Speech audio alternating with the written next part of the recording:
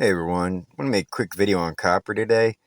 I'm maybe more bullish on copper than I am on silver. They have pretty much a lot of the same industrial use cases, not the same exact one, but the same industries they have to go to. There's a lot of medical use cases for both copper and silver, and electrical uses, considering copper as the most conductive metal that is not a precious metal.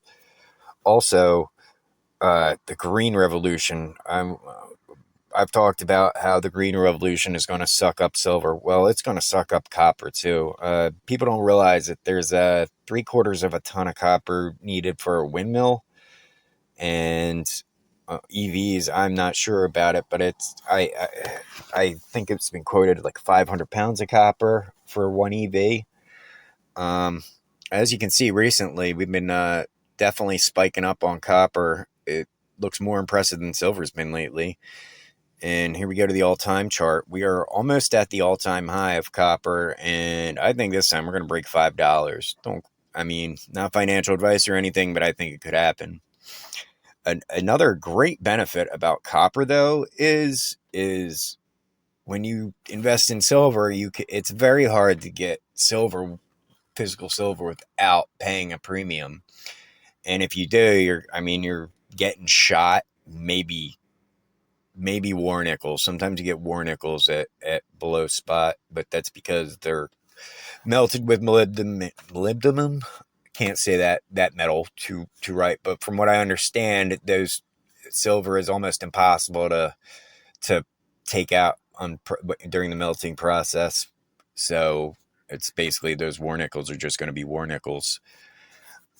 Um, but yeah, if you check out the price of 82 and prior copper pennies, we're at almost 3 cents. So basically, saving these triples your money. I don't. It's kind of hard to sell them for 3 cents. No coin shop's going to give you 3 cents for it, but you know, it's definitely over time. I mean, there's just like silver coinage here. You know, that you're going to be paying a premium on that eventually over time. These pennies are going to run out of circulation, and grab them up while you can. There's still a lot more in there than I expect. You're literally tripling your money when you pull out a copper penny.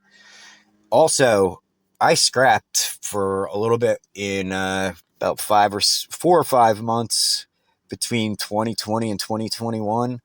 I always made a profit. I got a bunch of tools, which ended up getting stolen later after my van got broken into. That's another story for another time.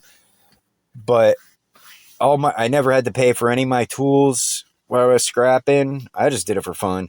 And by the way, there's a lot of great scrapping YouTube channels. You can check them out. I highly recommend Thubprint, and there's another guy from Australia. I can't remember his name, but he's pretty good too, and he's very knowledgeable and been doing it for about 20 years.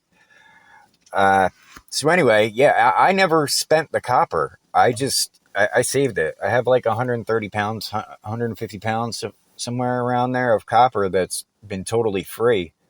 And even if you don't have a van or a truck or anything that can carry anything heavy, get a pair of clippers, when you drive by and you see a vacuum, you know how long those cords are? Those cords are super long.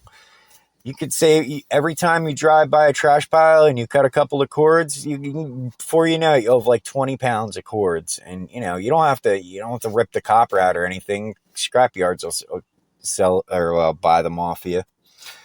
Anyway, guys, I just wanted to let you know that even though I love silver and I have for 15 plus years, copper could be the better play.